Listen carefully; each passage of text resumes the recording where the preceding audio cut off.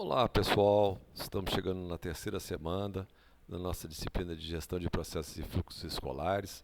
Peço a todos que se lembrem que temos o estudo de caso 2 e o artigo para discussão no fórum como atividades avaliativas, certo? Hoje nós vamos falar sobre o trio gestor. Quem são essas pessoas? Bom, nós temos, além da direção geral, a orientação educacional e a coordenação pedagógica que colaboram nesse processo de gestão, tanto junto ao aluno quanto junto aos professores. É importante que esses três dialoguem para tornar o serviço mais saudável para todos e mais eficiente e eficaz. Como é que se sentem, de um modo geral, muitos gestores na área de educação? Eles ficam preocupados que os alunos estão correndo demais no pátio, nos corredores, que os pais orientem melhor o comportamento em relação aos seus filhos, que os professores assumam questões de disciplina. Basicamente, os gestores se sentem muito mais como bombeiros do que como gestores, né? E se vocês não querem ficar desse jeito, tratem de trabalhar em conjunto. O organograma básico de uma escola é conselho da escola, direção e o diretor adjunto, o setor pedagógico, o conselho de classe e coordenação, apoiado pelos diversos serviços de apoio. E, claro, não podemos esquecer os pais e a própria comunidade. Dentro do apoio pedagógico e operacional, as atividades são planejar e formular o projeto pedagógico curricular, organizar e desenvolver o currículo, desenvolvimento do ensino, práticas de gestões técnicas, administrativas e pedagógico-curriculares, o próprio desenvolvimento profissional dos diversos professores e também não pode deixar de descuidar da própria avaliação institucional e do aprendizado dos alunos. Para isso, o ideal é que se lidere a equipe docente, tomar um cuidado para que existam atividades interdisciplinares, estimular isso para que os alunos tenham atividades com mais qualidade em vez de quantidade de atividades. Ao final, garantir que os alunos tenham saído dali melhor do que quando entraram. Sempre estimular a formação continuada dos docentes e subsidiar e orientar o trabalho docente. Lembre-se que nós temos muitos alunos com necessidade de inclusão e também o pedagógico atua nisso, oferecendo subsídios para identificar o problema de qual a melhor forma de ensinar aquele aluno, né? Fazendo um plano de ensino individual. Então, o apoio pedagógico atua como a professora dos professores. Para isso, também apresentam ideias e diretrizes relacionadas aos objetivos já pré-estabelecidos e auxilia na elaboração dos projetos e dos planos de ensino. Eles são extremamente importantes porque evitam processos no futuro, sabe, pessoal? Então, o ideal é que você tem que ter uma pedagoga, um pedagogo que seja bastante partícipe do processo, que não fuja da raia. E aí cabe você, como direção geral, chamar na responsabilidade, fazendo com que as pessoas cumpram a sua parte. Fica mais fácil de trabalhar.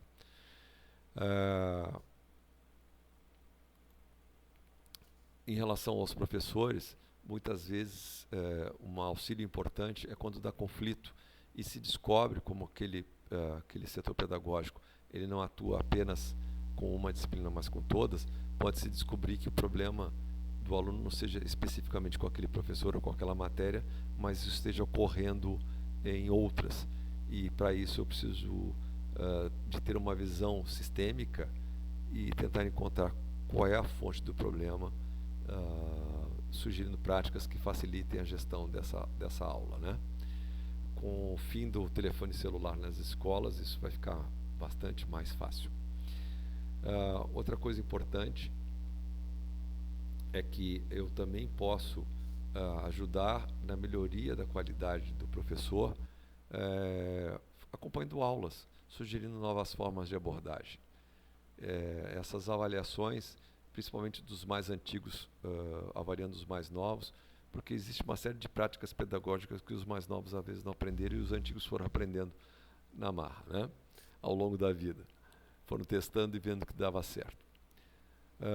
Reuniões pedagógicas são importantes. Pessoalmente, eu não gosto dos conselhos de classe, mas eu sei que eles são obrigatórios por lei e eu explico por que eu não gosto dos conselhos de classe. Eu sou gestor, a minha vida inteira fui gestor, e quando eu percebo que tem algo que não funciona bem, a gente precisa mudar. Então, o que eu vi nesses anos de professor, de docente, é que os conselhos de classe são os mesmos problemas semestre a semestre, trimestre a trimestre, com as mesmas matérias, com os mesmos alunos, entra ano, sai ano. Ora, se você teve um conselho de classe que identificou os problemas e esses problemas se repetem, é sinal que os planos de ação não foram elaborados ou não foram implementados, ou ninguém cuidou disso, né? Um conselho de classe só é efetivo se forem gerados planos de ação e eles resultarem em melhoria no aprendizado daquele aluno ou daquela aluna. Se é uma repetição, não precisa nem ir no conselho, porque basta ver a ata da reunião anterior que você terá tudo igual, né? A escolha de livros didáticos também é extremamente importante. Lembre-se que a gente tem que tentar atualizar os alunos em termos de conhecimento, eles cada vez leem menos e temos que procurar ter livros didáticos que sejam atrativos para o nosso perfil de aluno. Dentro da formação continuada dos docentes, uma das coisas importantes que se faz muito pouco, se deveria fazer muito mais, é justamente no ensino de jovens e adultos, que cada vez o número aumenta mais, estudando, e também naqueles que têm necessidade de inclusão. E é nessa hora que a gente tem que fazer reflexões sobre as práticas docentes. Quanto mais eu consigo instrumentalizar esses professores em termos de avaliação, mais tranquilas serão as turmas. A avaliação é provavelmente o momento mais difícil de um professor, porque é um erro comum de se avaliar comparando um aluno com outro. A gente deve sempre avaliar o aluno comparando ele com ele mesmo, né? Ou ela com ela mesma. Jamais comparar um com o outro. E aí vai uma dica. Quando eu faço trabalhos escritos, eu sempre peço para que nas provas o nome, ou nos trabalhos o nome esteja no final, para que eu faça a análise daquele trabalho sem saber quem o escreveu. Porque a gente tem um viés, pessoal, um viés inconsciente. Se um determinado aluno atrapalha a nossa aula de forma costumeira, não é atento, não é delicado, a gente avalia aquele trabalho de um jeito. Um outro, por sua vez, que é um aluno mais participativo, que ajuda e colabora, a gente olha com outro olhar. E se a gente já entra corrigindo aquele trabalho, sabendo quem escreveu, a gente tem a tendência de avaliá-lo da forma errada. Então avaliem sem saber quem fez. Peço para botar o nome lá no verso da última página. A orientação educacional, por sua vez, serve para orientar o aluno em todo o seu processo de desenvolvimento. E ela também ali ajuda a trazer a família para dentro da escola. Ela subsidia a família com as informações a respeito do que o aluno tem de dificuldades e aonde ele precisa ser incentivado em casa.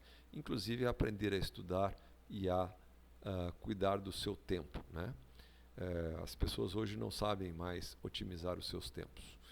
E a orientação escolar, então, funciona como uma mãe na escola, né? A mãe do aluno. A direção geral, por sua vez, ele tem ou ela tem que planejar o que se pretende para a instituição em termos de crescimento, integrar os diversos setores para que todo mundo participe, garantir um bom clima organizacional através da escuta ativa e bolar, junto com os demais, metas desafiadoras, mas que sejam alcançáveis, né? Ele atua como orientador e facilitador da escola. Como é que a gente faz isso? Conhecendo as pessoas profundamente, para que eu as possa estimular e criar condições para que elas busquem a motivação e se sintam seguras naquele ambiente onde elas estão. Algumas definições fundamentais na hora de fazer o planejamento. Qual é a razão da nossa existência? Por que nós estamos aqui? Aonde a gente quer chegar daqui a algum tempo? Quais são os valores que norteiam o nosso processo enquanto organização? O que a gente deseja para esse ano? O que a gente deseja para daqui a 3 anos? Como é que a gente vai avaliar e medir, né? Que indicadores a gente vai utilizar? Integrar as famílias é fundamental. Quanto mais integração eu tiver com as famílias, mais envolvimento eu vou ter dos alunos e com os alunos. No portão é a hora do diretor, da orientadora, do pedagogo estar. Entrada e saída, contato com todo mundo. As pessoas têm que saber quem nós somos. O portão, eu diria, é a porta de entrada para o céu, e se não tiver ninguém, é a porta de entrada para o inferno. Use melhor aquele espaço e aquele momento para ter conversa com as pessoas. Estejam acessíveis, cheguem lá antes, tanto na entrada quanto na saída. Basicamente, meus queridos, nós temos que entender, se a gente quer se comunicar, existem algumas condições para que as pessoas nos ouçam. As pessoas estão muito mais ligadas à forma como nós nos posicionamos do que em relação àquilo que a gente fala. O conteúdo verbal, ou seja, aquilo que a gente fala, responde apenas por 7% da capacidade de comunicação. A qualidade da nossa voz, o grau de interesse, a forma como a gente fala, responde por 38%. O nosso corpo, a forma como nós nos posicionamos perante o mundo, perante os demais, responde por 55%. Então pensem bem se o portão não é um momento ótimo para ter uma comunicação de qualidade. 10 passos para uma boa audição, para qualquer um que ocupe qualquer espaço na escola. Pare de falar. Deixe a pessoa à vontade. Mostre a sua vontade de ouvir. Não olhe o celular, não olhe o computador. Tira tudo quanto é distração possível. Crie empatia, coloque-se no lugar dela. Muitas vezes ela está com vergonha de falar contigo. Deixe ela à vontade. Seja paciente. Segure o seu temperamento. Não tenta adivinhar o que ela deseja falar. Vá devagar nos seus argumentos, nas suas críticas. Ouça mais do que fale. Responda com transparência a todas as questões. E, de novo, pare de falar. Celebre as vitórias e conquistas com todos, os objetivos alcançados. É extremamente importante que os sucessos sejam compartilhados, ok? Espero que tenham gostado das dicas e espero, sobretudo, que vocês as coloquem em prática. Grande abraço a todos.